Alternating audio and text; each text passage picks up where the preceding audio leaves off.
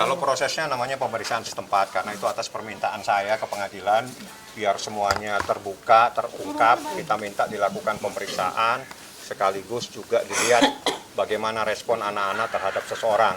Ternyata anak-anak tetap menolak, bahkan teriak-teriak tadi. Naik dikit bang, naik dikit. Biar sejajar sama Mbak Im.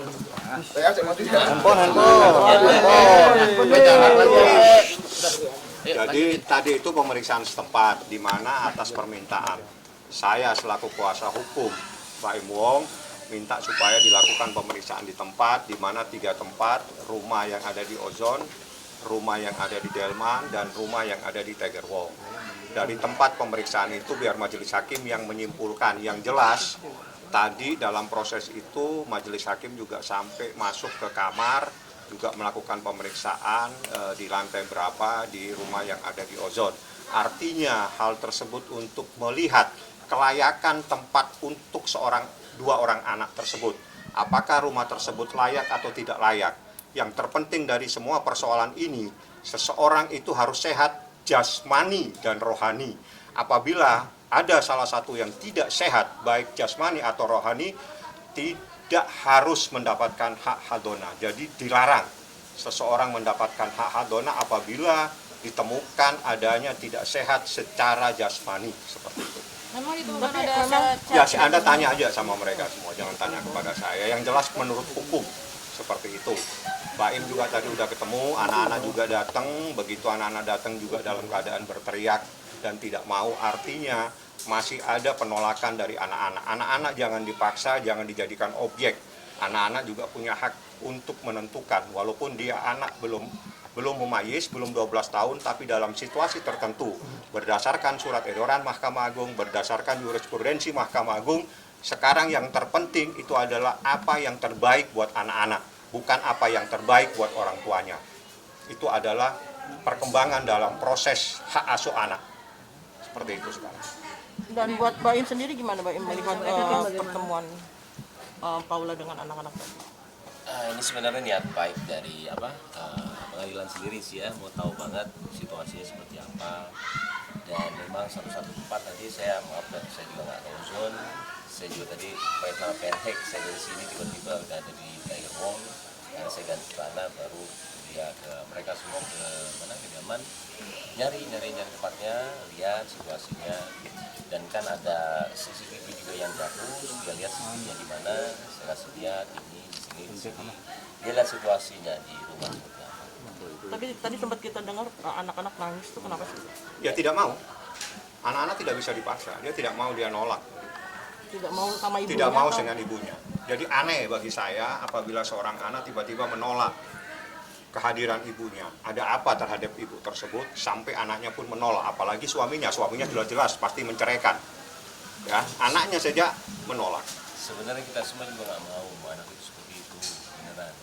Pas datang seperti itu, cuman pas sekolah juga sebenarnya enggak.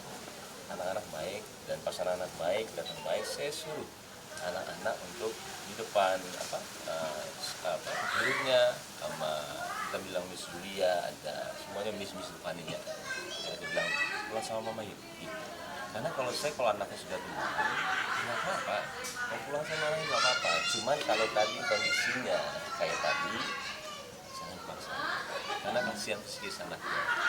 Dan saya tuh cuma sesimpel itu sebenarnya. Akhirnya kuncinya cuma bonding aja.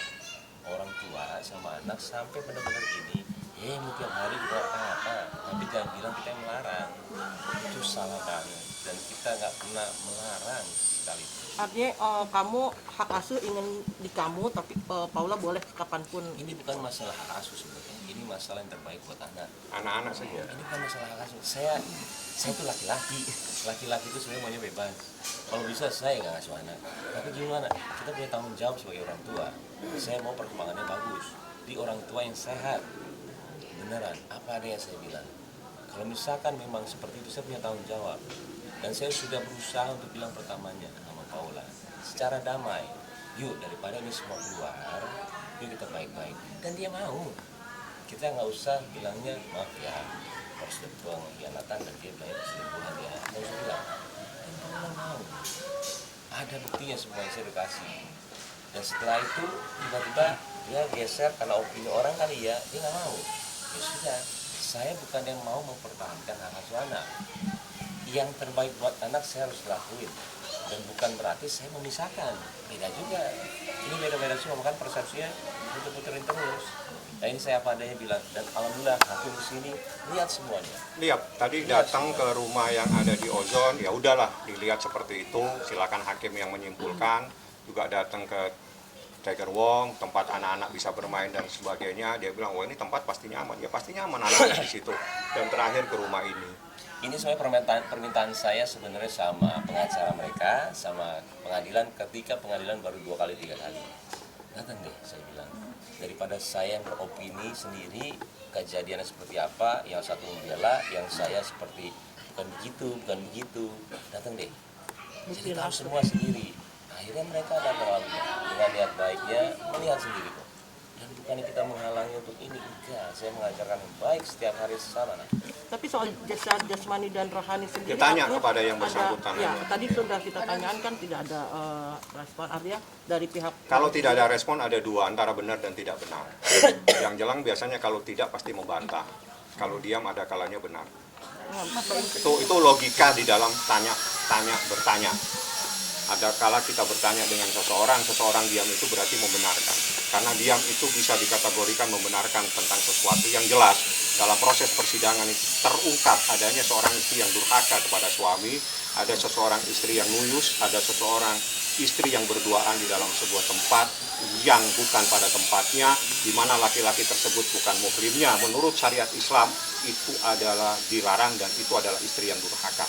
Itu adalah fakta-fakta persidangan. Oke, nah Baim sendiri gimana Baim menanggapi itu gitu? Jadi gini yang paling mungkin Paula juga tahu kali ya. Gini loh. Yang paling tahu akan semuanya adalah kita berdua. Mau itu KDRT, mau itu mengajarkan anak untuk membenci ibunya, mau itu pelit, mau itu kita berdua. Tapi ada satu yang dilupa. Ada saksi hidup yang akan terus berkembang. Dua anak ini. Dan semua yang tulis sama dia itu abadi. Yang dibully ke saya itu abadi. Suatu saat anak bisa baca, dia akan nanya sama saya, ini apa KDRT? Saya akan memperlihatkan sekolah besar sama anak saya. Pasti itu abadi dan dia akan melihat satu yang tidak mungkin dilakukan sama semua kejadian ini. Kemarin saya dibilang saya mengajarkan yang tidak baik sama anak. Anak nanti sudah gede, dia baca. Dan setelah itu dia akan menanyakan sama saya, Pak, kok mama ngomong kayak begini? Papa kan nggak kayak begini. Dia lihat komen semuanya. Kok satu yang saya takut yaitu membenci ibunya nantinya. Dan ini nggak dipikirin sama enggak. Saya itu takut sebenarnya, takut anak-anak itu berbalik nanti sudah besar. Saya kan pernah 12 tahun, 14 tahun, 17 tahun lebih bahaya. Dia punya opini tajam banget sama orang tuanya. Tinggal enggak. Dan semua ini asli akan dibaca sama anak saya. Saya berbulan-bulan sampai setahun, saya benar-benar dihajar sama semuanya, tapi berusaha saya diam, cuman karena anaknya. Saya takut anak saya baca apa yang saya lontarkan mengenai ibunya. Makanya saya cuma ada di pengadilan aja. Cuman saya bingungnya, semua apa yang dilakukan sama Paula itu yang bisa dibaca sama anak-anak saya semuanya. Dan alhamdulillah saya bukan orang seperti itu. Mas, tapi untuk anak-anak masih kecil, ada nggak sih pertanyaan dari anak-anak atau kondisinya sekarang seperti apa sih Mas? Dia sudah melihat, dia sudah ada kemarin ada konsumsi juga sama Kim ya. Papa sama Kim belum bisa baca dia. Jadi kadang-kadang iya dia kan swipe karena yang satu suka banget sama Kimberly. Papa sama ini dia tahu kan di situ tulisannya sebenarnya digosipin ya. Nah, kayak gitu-gitu kan enteng-enteng gitu yang nantinya paling 2 tahun lagi dia nanya sama saya. Dan ini kan saya tiap hari sama dia. Dia tahu setiap hari saya ngajarin apa sama dia. Kok mamanya bisa bilang begini? Pasti dia akan takutnya benci sama ibunya. Itu doang saya. Takut saya karena realitanya nggak seperti itu. Tiap hari saya jejelin untuk sayangin ibunya. Tiap hari sayangin mama, sayang mama. Tiap hari. Makanya karena saya nggak tahu semua diputar balikin saya kayak ya sudah dari sini. Mas Baim, mungkin penolakan yang diterima oleh Paulus sejak kedatangan atau sejak saya minta gendong atau gimana gitu Mas? Saya nggak bisa jelasin itu, takut panjang lagi. Kenapa? Nanti takutnya dikiranya saya membela untuk dia begini kok anaknya sama ibunya, nggak bisa. Karena ada satu momen dia terima kok, di sekolah saya terima, saya jujur-jujuran dan saya senang lihat dia. Saya disuruh nunggu jam 11 sudah datang. Paula di sana di dalam, saya diemin setengah jam, ada saya diemin 40 menit saya diemin. Saya masuk, Kiano, dia senang mukanya. Kiano, mau pulang sama mama. Ih, pulang sama mama. Tapi habis itu nggak mau. Ini udah, jangan nangis, papa nanya doang. Udah. Tapi kan lama-lama kan akan terjadi, ngerti nggak? Bonding, lama-lama dia mau kok. Kalau itu kalau misalnya mau nginep terserah. Saya sampai kadang-kadang juga sesimpel teori seperti itu. Tapi kenapa tidak bisa masuk ke dia yang akhirnya saya malah kayak orang jahat di sini. Bingung. Dan saya ngomong di sini bilangnya, saya harus berbicara dengan bahasa apa? Sedangkan saya nggak bisa berbicara. Kenapa? Di mata kalian yang nonton segala semuanya, saya dikira membela diri, salah lagi. Tapi respon dari Paula sendiri saat hari ini seperti apa? Gue nggak tahu ya. Kita nggak tahu apa responnya. Kenapa nggak nanya ke dia? Nanya aja ke dia. Yang jelas di dalam tadi kita juga sampaikan beberapa poin. Salah satunya itu syaratnya itu sehat jasmani. Mas kita udah berapa yang pengen apa sih sekarang? Ini kan juga bulan puasa bentar lagi lebaran. Mungkin dari Mas Baim pengennya seperti apa sih Mas? Itu dia, ini terjadi bulan puasa lagi. Ya Allah, saya sampai bilang ke dia juga, kamu ini puasa loh. Ini puasa loh, jangan mengumbar sesuatu yang tidak benar. Karena dampaknya gede. Dan ini kan setan lagi dibelenggu. Jangan sampai kita menjadi sesuatu hal yang kita diinginkan. Takutnya kesana gampang digoda. Dan saya bilang kok, dan saya sekarang kalau misalnya ditanya gimana sekarang, saya nggak baca, saya nggak mau lihat berita soal saya apapun mau bagus berita soal saya juga saya tenang seperti ini dengan anak-anak, fokus. Kalau anak-anak sudah baik sama ibunya, silakan. Sudah saya fokus dan bukan berarti mau menang atau kalah saya di pengadilan. Saya akan buktiin sama Paula, saya akan menjadi orang yang sangat mendukung dia. Demi Allah saya bilang sekarang, kalaupun itu terjadi, saya langsung kasih dia. Oke, pakai cara gue ya. Yuk, kita nginep di hotel berduaan nih, kanan kiri, apa namanya itu, connecting. Dah, gue sebelah, lu sebelah. Suruh tidur malam. Udah berhari-hari. Lama-lama sendiri gue tinggal. Nikmatin. Sesimpel itu sebenarnya. Cuman saya nggak bingung untuk bicara sama dia. Tapi kan anak-anak nggak bisa dipaksa. Sama, tapi ini kan persepsi saya terhadap kadang-kadang lain ya. Saya sebenarnya bukannya membantah dan dia juga bukan ini. Kita dua-dua istilahnya saling bekerja sama.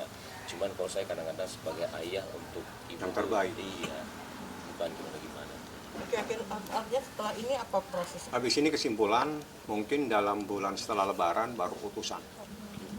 Itu aja. Doain aja. Iya. Ya, doain Putusan aja. perceraian atau putusan? Jadi satu putusannya, perceraian dan sekaligus hak asuh anak. Iya, doain aja. Karena gugatannya hanya itu saja. Jadi gugatannya itu hak asuh anak dan perceraian. Jadi mohon maaf, perceraian dan hak asuh anak jadi satu. Itu satu kesatuan yang tidak bisa dipisahkan, nanti diputuskan kedua-duanya. Tapi harta gono gini beda lagi. Nggak ada gugatan harta gono gini. Saya nggak mikirin sampai sekarang.